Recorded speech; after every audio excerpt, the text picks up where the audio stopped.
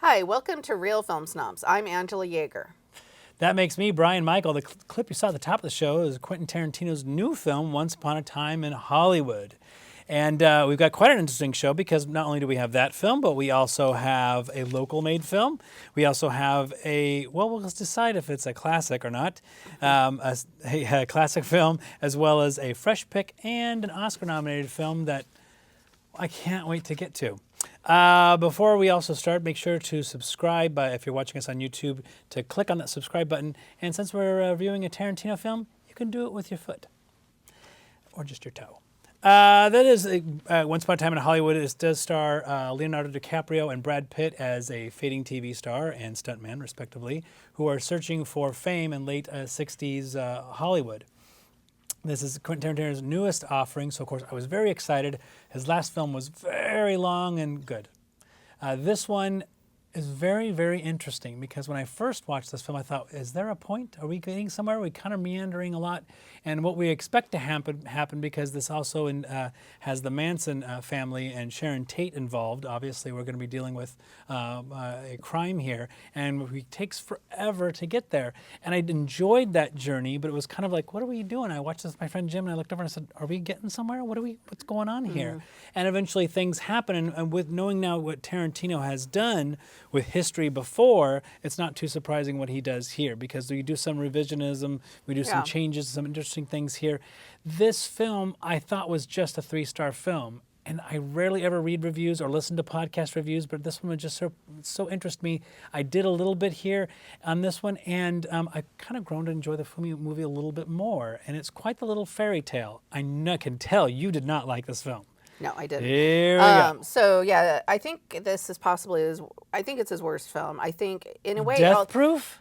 It's worse than Death Proof? Oh yeah, I enjoyed Death Proof quite a bit more than this movie. So this film, the reason I think it's his worst film is because unlike, The Hateful Eight, in a way, I almost thought that about because I didn't enjoy The Hateful Eight. But I thought as a film, maybe it worked better than this one. This one I actually enjoyed more as I was watching it because it's, it's entertaining and, Brad Pitt is just, you got two very likable movie stars on the screen. Even though DiCaprio's character isn't always likable, he gets a lot of laughs. He's very funny. And, he plays a lot with the whole actor's narcissism. But here's the thing, and you're right to bring up the revisionist thing. When you do revisionist history in movies, like he did in Inglourious Basterds, to a great effect, to the idea of, the Jews are going to fight the Nazis, and we're going to get to see that, and it's going to feel satisfying. Well, you killed Hitler in the end. Every movie could end that way. But it also rewrites history in a way that makes an impact. So this movie, there's revisionist history, and he rewrites what really happened. And so what? So what happens? So then the hippies don't take over, and hippies are terrible, and then Hollywood is saved? Okay, so what effect? What is the point of the movie? After 3 hours, I would like to have a point. No, see, what I ended up saying, okay, well, first of all, let's get into the Leonardo DiCaprio and Brad Pitt. I want to tackle that first, because I really kind of noticed that in the last few films, Leonardo DiCaprio really acts hard. Yeah. He's really trying really hard. And I've always liked him, but recently now it really feels like he's trying, he's thinking really hard. Whereas Brad Pitt comes in and is so easy into this role. I mean, it's just an absolute second skin. It doesn't even feel like he's acting, and they're just following him around.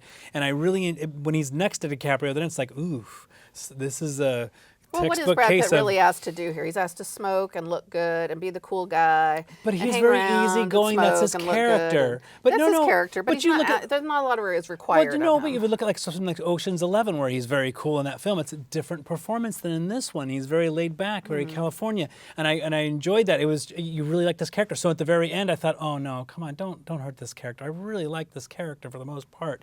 And Leonardo DiCaprio really, really pushes hard. Margot Robbie, I thought, was very, very good in in this film, and in many ways, it's a love story, a love letter to old Hollywood, and in many ways, it's to this starlet also who never got, who's only known for one thing now in this, sadly, and who had a lot of talent, and so we get to be able to go back and save this I'm not person. sure we saw that she has And a I lot think of that- talent. I mean, we see her watching herself. Yeah. She's given almost nothing to do. I thought her character was severely underwritten. No, see, I She's didn't given because nothing we to don't do in know this anything movie. that much about her. We didn't get to see her prosper. We didn't get to see her develop. We didn't get to see this. Yeah, we don't get She's to see it just in an this movie idea. either. She's one of these people that you get to see that. Well, that's what they did in the film. That's hence the saving her would allow that to happen But in why a not way. develop her as a And I think that's character kind of more? a We get to sweet see thing, lots in a about way. these other two fictional characters. Sure. We learn all about their Yeah. lives and backstories.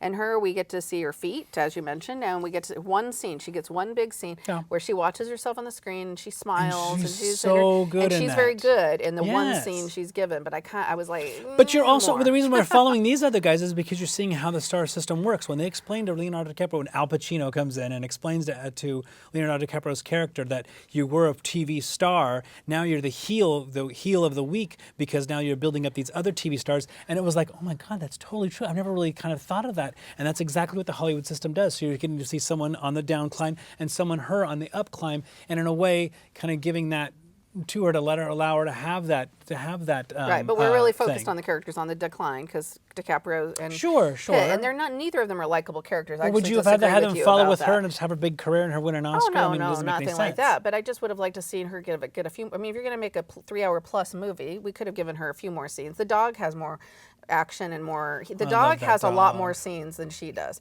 The dog has more of a character than she does. We know about the dog's feeding habits. We know how Sure. he's loyal to his owner. Yes. We know how he's cuddly. Yeah. We know nothing about her as much as we know about the Because we dog. don't. We literally. Because they're fictionalized characters he made up. The This is a dog is real a actual fictionalized person. Yes, character that he also. can create and say it came I from have a Mars hard if he time- wanted There's to. been a lot of biographies written about Sharon Tate. I'm sure we could. There could, is yes, there? yes. Really? Yes. I don't know of any. Is there a famous one written by? Well, I don't read all I that. don't but there's know. been That's tons what I'm written saying. about I don't her. know. She grew up. So- I mean, she was married to Polanski. She's a real person. You can find out facts Then about there's her that life. situation there, but we always talk about it as film snobs. We certainly talk about Polanski. Then there was that interesting situation. If she had been saved, then I kind of wonder about. Well, there's a him. lot of ifs, but the main point is, to me, this didn't add up to anything.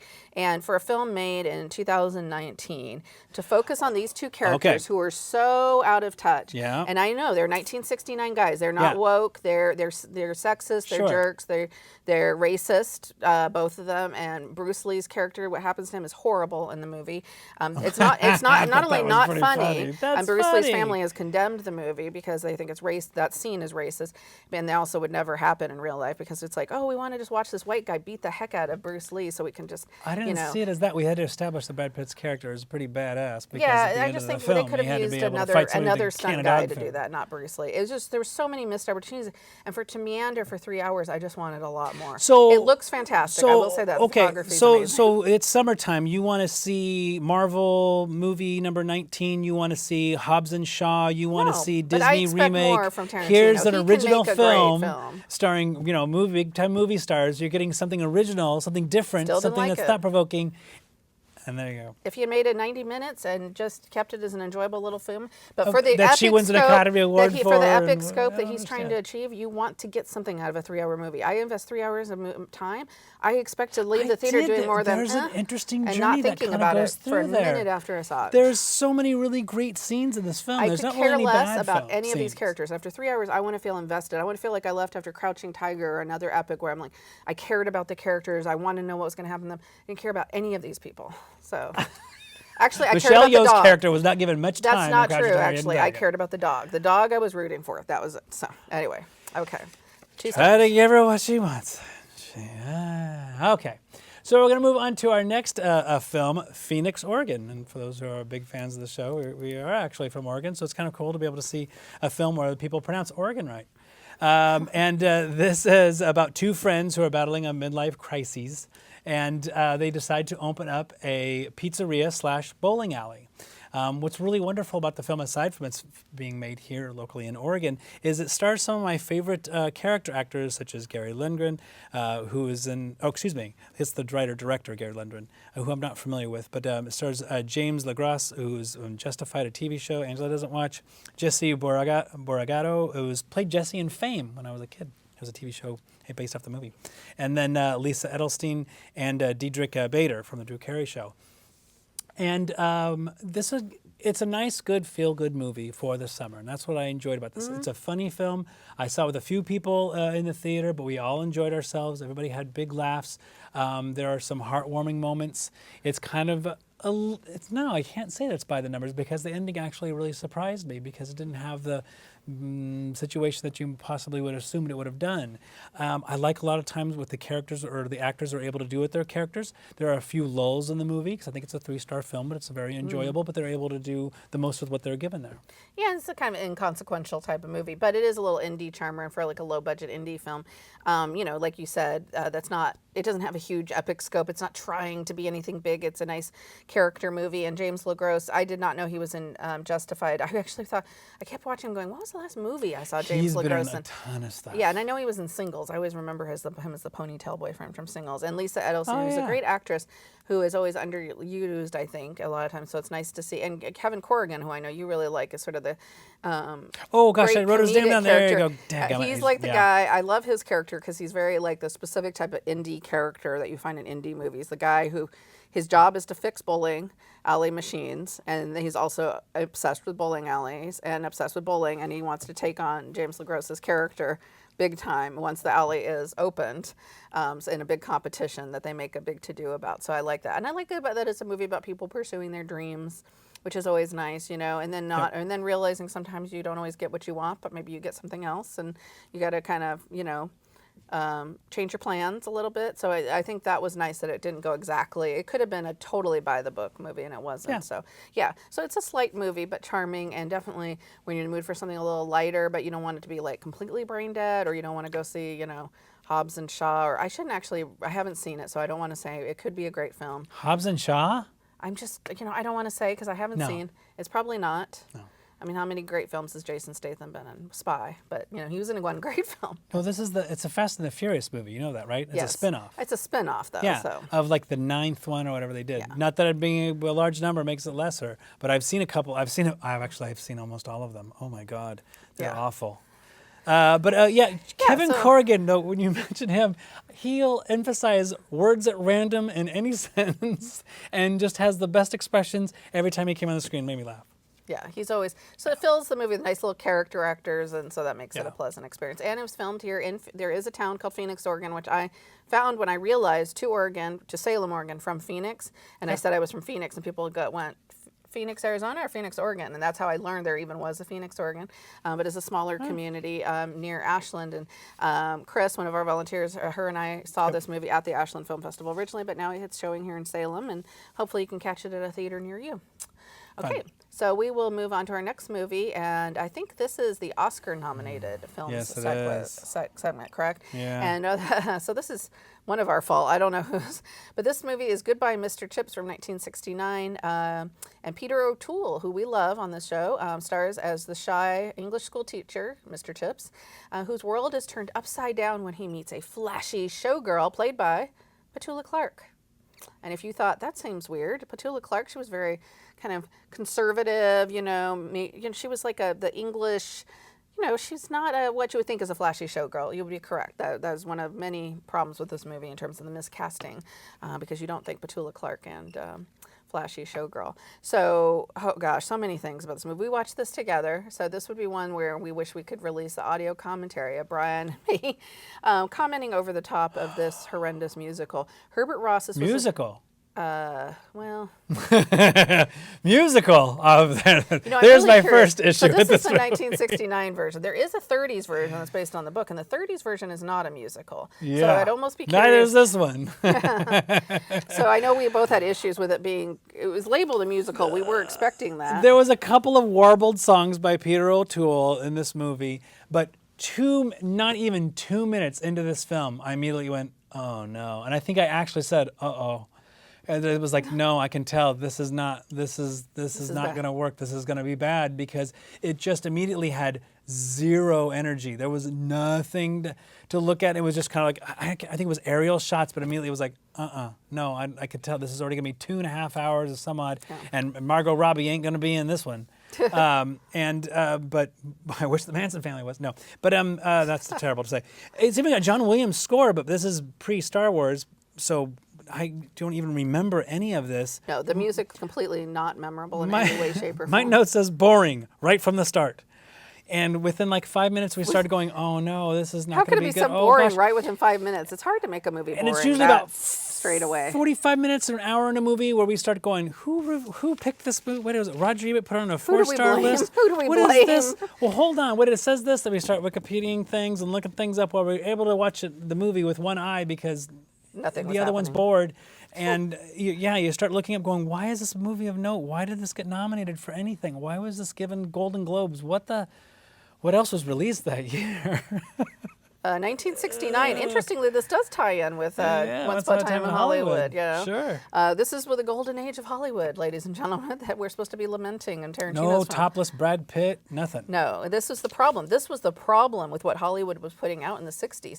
I was watching this and trying to think, I mean, if we're laughing at this now, can you imagine during the Woodstock hippie era, the stuff that people were experiencing with the music of the psychedelic era music and the rock scene and protesting the war and the civil rights movement, and this movie comes out and you're like, and it is so staid and so conservative and so boring and it looks dull. Even the look of it was just. And Peter O'Toole comes out and warbles a little song, and then Petula Clark does all of her songs in voiceover, and so they just play montages of them walking arm in arm with her singing over the top. Yeah, no. If you want a good palate cleanser for this, Swing Time, which I just recently rewatched, is available on streaming on channels like the Criterion channel. And Swing Time, I just rewatched it and I thought, oh my gosh, this is how you do a musical. Feet. And also, when they break into song, it's just so joyous and you're tapping along and I start singing along with Fred Astaire and Ginger Rogers. That is how you make a musical. Yep. This movie, not so much. But Herbert Ross did go on to do some other films, including Footloose. Soap dish. 7 Cent Goodbye Girl and Last of Sheila. Last of Sheila. Play It Again, Sam. A lot of big mix. Footloose, some bad, not so good. Yeah, it was a weird mix of movies. Some people right now are at home are going, Footloose was good. The soundtrack was good. The movie was not. You're forgetting. Watch it again. There's one or two good scenes in Footloose. Yeah. There's more. I would rather watch Footloose again than Goodbye Mr. Chips. For one thing, it's half the length. That's the other thing. Isn't Goodbye Mr. Chips also? It's like 2.5 hours. Yeah, and it's nominated for all sorts of Oscars, I think, for music and for Peter O'Toole for Best Actor. So we'll move on to another movie. This is actually the opposite of Goodbye Mr. Chips in that this was actually, I felt like, a very underrated movie, which is why I made it a fresh pick. The movie is Stan and Ollie. It came out in 2018. And it's about the comedic duo of Laurel and Hardy, sort of at the tail end of their career, and they're trying to reignite their career. And they decide to do this by doing a tour through post-war Great Britain.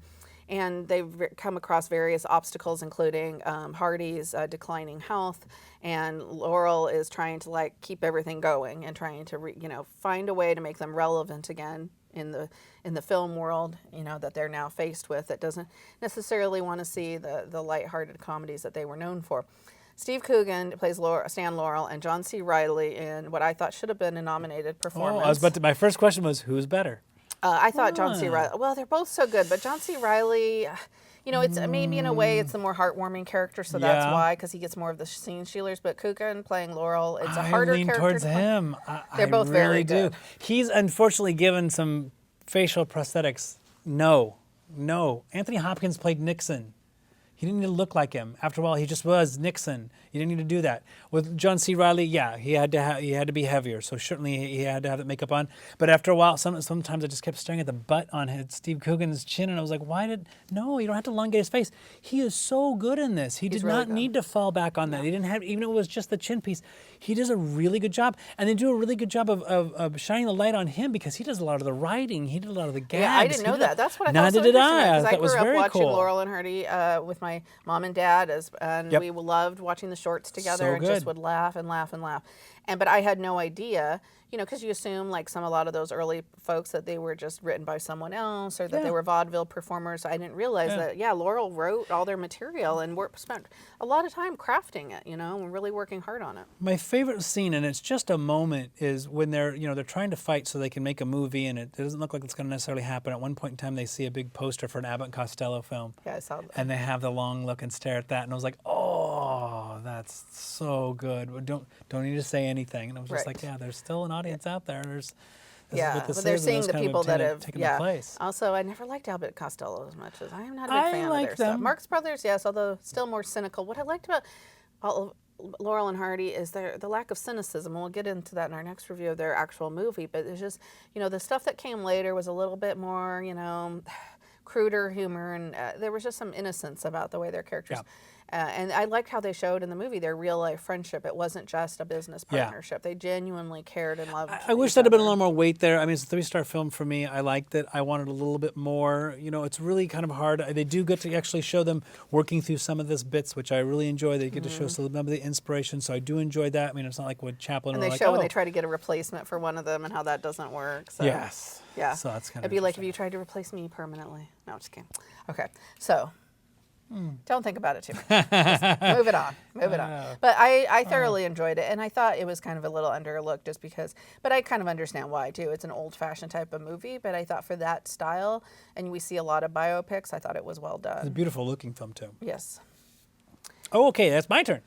Yay, so we're going to move on to his distinguished classics. I think this week I'm going to win.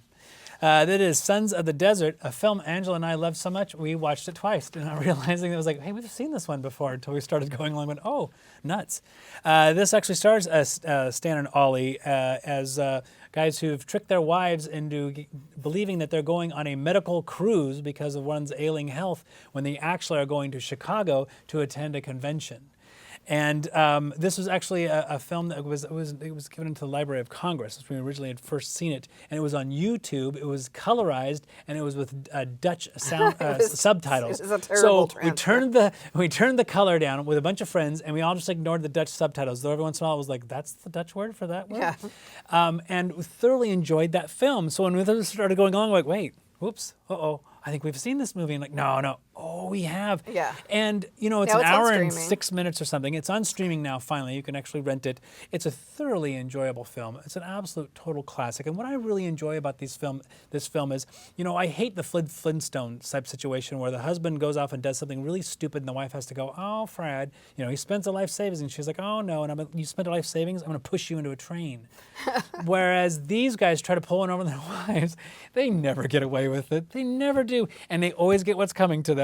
And immediately when the wife says, no, my husband's not going to lie, turns to Stan, and he just immediately breaks and just starts to crying. And and no one cries like Stan Laurel. Oh my gosh, when he does that crying thing where he goes, they think they're so smart. No. And he does that thing where he rubs his head and he does the crying face. And his wife, the first time we meet her character, she's like holding a shotgun. He's like, my wife just came back from hunting. He's like, I don't want to ask her, Ollie, and so he's like, and she, these women are not to be messed with. So they're nobody's fools. That's what I love about the characters, even though they are sort of like, oh, the wives, there's that type of thing. Yes. For the time being, it's still really funny, and the wives get lots of funny scenes as well. So I love that. There's two big gags in this that are famous. One is the door gag, which they actually show in the movie we just reviewed in the Stan and Ollie biopic, which was a famous gag they did. I also love the scene in the attic.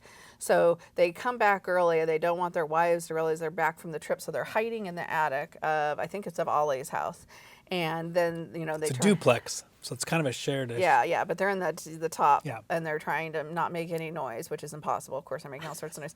And then they're trying to get into bed together, and there's all sorts of, I think I was laughing so hard at some point you looked scared. You looked genuinely concerned, because I don't think you'd seen me laugh that hard in a while, and because I haven't. They just don't make great comedies like this. It's just, it's so simple that you think, my God, why is it so brilliant in a way? Because it's really like the gags they're doing these aren't complicated. It's not. Well, what's really interesting is that the wives figure things out, and so they're just like, because they go to the movies, there's a newsreel, and there's this convention, and they walk by the camera, and you're like, there's our husbands, and not only do they just walk by the camera, then they turn around, stick their face in the camera, and waving. So there's no doubt that is our husbands. They've lied to us, and they're just like, are you kidding me? And they keep showing them, and then they're dancing around in the parade. And it's like, are you idiots? So then the wives know. So then they're going to try to catch them, and they try to catch them in the lie, and they kind of set them up, and the guys just try to talk their way out of it, and really try, and the entire time you're like, oh my gosh, you're so sunk. Ollie tries to talk his way out of it. Well, of Stan course. just starts crying. He's doing a really good job, and then yes, and that's, they pulled in the ship is coming into route. Well, we were on a different ship, and it was horrible. Our ship sank, and so he goes through the whole story, why they're back early, and then she just has to turn to Ollie, and he just cries. compromise and just gives in, and it's just absolutely hilarious. There's just one It's great scene so after another. good. And I think the one thing that I appreciated more on the second viewing is how much not just their comedic timing, which is just brilliant, but how much even their real, maybe it's also knowing that, having seen the biopic, but I feel like their real life friendship comes through in the movies. Sometimes you watch a movie and you think, I wonder if these people really hated each other, because there are famous duos in history that really hated each other.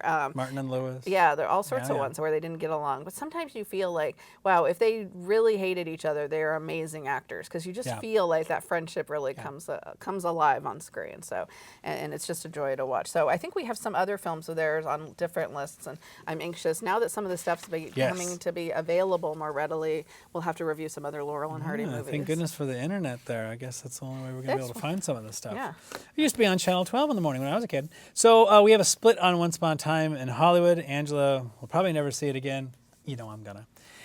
Phoenix, Oregon, we both can recommend. We both could not recommend. Goodbye, Mr. Chips. Goodbye, goodbye, goodbye. Goodbye, Mr. Chips, indeed. We like to stand on Ollie, as well as we have a high recommend for Sons of the Desert. That's my big pick of the week. That's my 4-star. Yeah. The only 4-star film. That's fantastic. So you can like us on Facebook. You can follow us on Twitter. You can watch us on YouTube. Make sure to subscribe and the bell, as well as listen to us on KMUZ. Watch us here in Salem and Corvallis and Silverton. Check out our amazing sponsors. We want to thank our hardworking crew. I thank my beautiful co-host. And we want to thank you for watching. Have a great day and great movies.